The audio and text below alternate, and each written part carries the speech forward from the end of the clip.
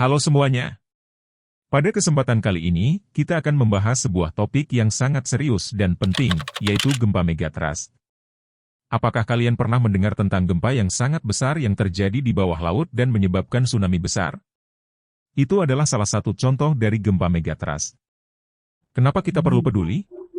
Karena Indonesia adalah salah satu negara yang paling rentan terhadap gempa megatrust. Dengan mengetahui lebih dalam tentang fenomena ini, kita bisa lebih siap dan waspada terhadap potensi bencana di masa depan.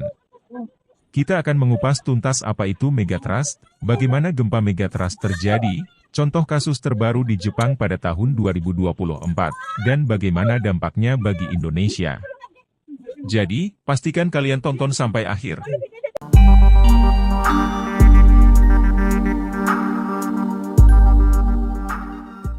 Gempa megatrust adalah gempa bumi yang berasal dari zona megatrust.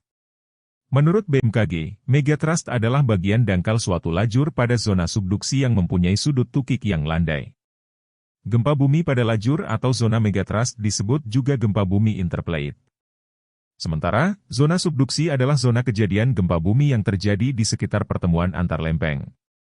Sumber zona penunjaman lempeng kerak bumi ini dapat dibagi menjadi dua model, yaitu pada lajur megatrust atau gempa bumi interplate, dan pada lajur Benioff atau gempa intraplate.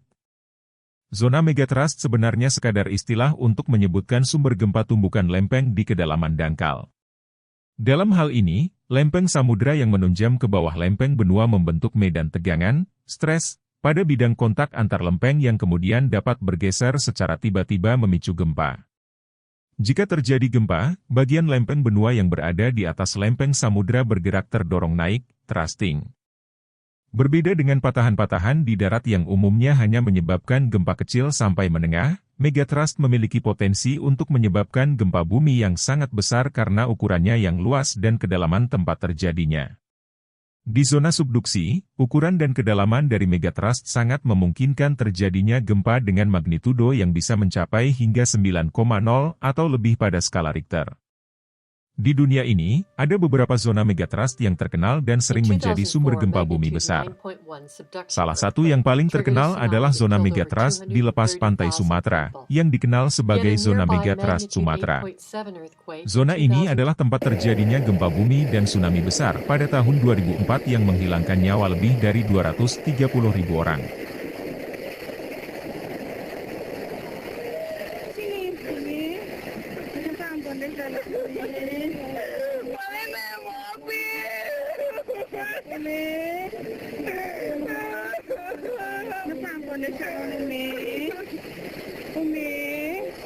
Gempa megatrust biasanya memiliki magnitudo yang sangat besar, seringkali di atas 8,0 pada skala Richter.